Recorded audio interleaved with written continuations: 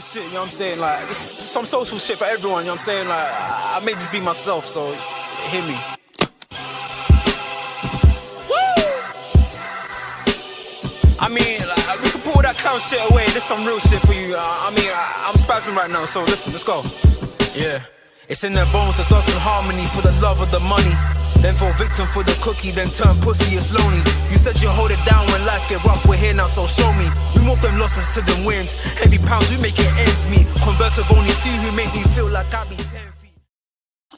What's going on, people? Man, I'm back in the building. We're back with another Euro Club fourfold. Apologies, I know it's been away for a little while, but we are back with episode 14. Oh my days, man. Guys, please make sure you are smashing the like, sharing and subscribing. Let's move away from Premier League football. I'm sure over the next few days we will tap back into that. Of course, we know that in the Premier League, Liverpool are still top, only by 2 points, as Chelsea are obviously closing in, but we'll get back into that and we'll get back into Liverpool and all of that kind of stuff. Obviously, we're back here for the Euro Club fourfold. We're looking at Barcelona, Lyon, Juventus, and Bayern Munich. So let's start off with Barca. Let's just rip the band-aid off. I said, you know what? I've kept quiet on Barcelona, one purposely, just because Barcelona have been stinking up the joint. And as you guys can see here, they lost 1-0 at the weekend against Leganes. I mean, the fact that they conceded in the 4th minute and didn't score after that is so annoying. Watched the game back and I just thought, yeah, Barca, man, you guys have just been on a joke thing. Like, literally, you have been on a joke thing for quite some time now. Quite some time, like, in terms of just their recent form. They're going through, listen, I know every team, you go through your blips. We saw Real Madrid, obviously, earlier on in the season, not looking, the greatest or disjointed and stuff like that. But when I'm looking at it, on the face of it, I'm just like, come on, Barca, man. It's too many, man. It's too many. Do you know what I mean? Like, these are the kind of results that they've had, over the last, few weeks, obviously since September. But, especially if you look at in the last few weeks, lost 1-0 against Leganes. This is at home. Drew 2-2 with Real Betis and then 2-2 with Celta Vigo. Lost to Real Sociedad. Like, it's too many of these kind of results, man. It's too many of these results that Barcelona are having, and also that's having an impact, on the league in itself, especially with Atletico winning their 11th game in a row. They're now level on points with Barcelona. Barcelona have lost 4 games this season. That's crazy. Real Madrid, for how bad that they've actually been in terms of when we watch them as a team looking disjointed, they've only lost twice this whole season in La Liga. Do you get what I'm trying to? Barcelona, you lost 4 times. It's not good. It's not good, man. And then what makes it worse is that both Real Madrid and Atletico can both leapfrog Barcelona. You know what I mean? Because they both got that game in hand. All of a sudden now Barcelona can drop down to 3rd. And let's say in the first 14 La Liga games, plus any, Champions League and stuff like that, Barcelona were looking really, really good. Do you know what I mean? And it's not even like they're, would I say, quote unquote, looking bad or anything like that. It's just like, come on, man. Like, we can't keep, thinking that this level of form or these kind of performances, we can't keep thinking that this is going to be, this is going to, you're going to be able to continue doing this or playing like this or, having this level of form and think it's just going to be okay in order for you guys, to be able to continue. You scored 50 goals in the league. You conceded 20. That's more than Real Madrid, more than, Atletico Madrid, one more than Mallorca. It's not looking great when I think about it. Last 5 games for Barcelona, you got a draw, loss, 1, draw, loss. That's not the form that you want to be seeing. Not especially when, like I said, you've got Atletico won 5 games, in a row. You got Real Madrid have won 3 out of their last 5 as well. You need to, Athletic Bilbao have won 4 of their last 5. Like, I'm looking at some of these, some of these results, and I'm just like, come on, Barca, man. Like, you guys can't be killing me like this. Do you get what I'm trying to say? Like I said, I've been trying to keep it a bit quiet. Like, I mean, I'm not trying to speak too much. And also, I wanted to let a bit of time build up as well so that we can, kind of, more to talk about, so to speak. But yeah, recently, I just think that with Barcelona, I don't know, like, because obviously you still got, your players like Rafinha's, the Lewandowski's and the your Miles. And I know your Miles have played every game, in this kind of last few games and stuff like that. But I don't know, man. It just almost feels like we've started to run out of juice, so to speak. Like it just feels like the juice has just started to, run out. The things that was working before don't necessarily seem to be working now. In terms of the style of play, it seems like teams have started to work Barcelona out. Whereas before it was kind of like that shock factor. Now there is no real shock factor. That's where it gets a little bit worrying for me when I think about, Barcelona at this current moment in time. And I mean, even if you look at the game against Leganes at the weekend where they lost, like I said, if you looked at the lineup, you still got the main hitters. Like I say, Lamine Yamal, Lewandowski, Dani Olmo, Rafinha, Pedri, Casado. Like you still got the bad boys on the pitch. Again, it's the level of performance. And listen, watching the game back, when I think about it, Leganes, listen, they played well. I mean, they were resolute, in the game. And at times, yes, you could say Barca were a tad bit unlucky, but listen, whether they deserved it or not deserved it, either way, I just looked at it and thought to myself, listen, people are not going to roll over for you anymore. There isn't, like I say, there isn't that surprise factor anymore when it does come to Barcelona. So yeah, I do think that, listen, every team has blips. We've seen it, like I say, we've seen it with Liverpool in recent weeks and stuff like that.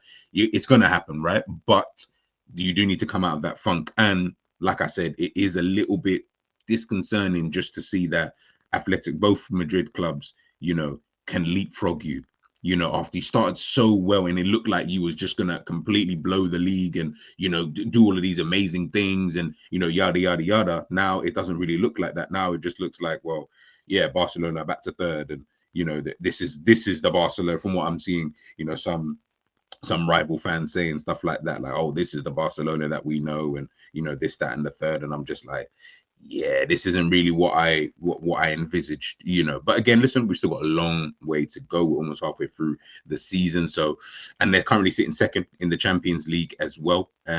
Played 6, won 5, and lost one of those games. So yeah, they're doing well in the Champions League, fair enough. In terms of, getting that automatic qualification. But like I say, in La Liga, in my opinion, they just need to, pattern that up, man. Pattern that up. Let's move to Bayern Munich. So at the weekend, they lost 2-1. Their first defeat of the Bundesliga season. Still leaves them, top of the Bundesliga. So it's not as concerning in terms of like how that result then, kind of looks. But yeah, listen, look, you're 4 points still ahead of Bayern Leverkusen, who also only lost one game this season. So yeah, it's not too much to kind of dive into, if I'm being totally honest with you. Like, I'm not looking at that and thinking, oh my goodness, like they just, it's really not, one of those kind of situations. But like I say, at the weekend, I watched that game as well because had a little friendly bet, on that. But yeah, I was very, very disappointed with the way that they played. I'll be honest with you. I didn't think Bayern were that good. I feel like Mainz were matching them up in every single department, whether that be in the midfield, whether that be, in the attacking kind of sense. And I don't know, it just didn't really feel like Bayern were clicking at any moment in time when I was watching the game. Like I didn't feel it anyway. That was the more disappointing kind of factor. It just felt like things were a little bit disconnected, within that game. For whatever reason, I have no idea. I can't tell you. In the Champions League, obviously, this season, I mean, they're currently sitting in 10th, played 6, won 4, lost 2. So they're not in that automatic place just yet, and they've still got 2 games to obviously get in there. The highest they can get is obviously 18 points. So yeah, they're going to be looking for that, and they're going to need to, put the, they're going to need to pattern it up a little bit, when it does come to the Champions League, especially. But who knows, actually? I can't even say I envisage it because I don't really know what their next couple of games in the Champions League actually are. But yeah, they're going to need to, sort that out ASAP. Otherwise, it could be problematic in terms of having to qualify, through the round of 32 first. But yeah, as I say, in the league, it's just weird, man. It's just weird. Again, it's them. It's not even so much like how, like with Barcelona, it's different because they've been on this like poor form and stuff like that, like in terms of in their last like few games. But when we're looking at Bayern Munich, I can't even realistically say that because I don't feel like they've been in like bad form. I feel like they've also played pretty well, played against Shakhtar Donetsk in the Champions League recently, and I thought Elise, a few others really, really good, and they're still performing. Like I say, this might just be a bad day at the office, so it's one of those. I'll kind of leave it at that when it does come to Bayern Munich. Moving on to Lyon. Yeah, they got slapped.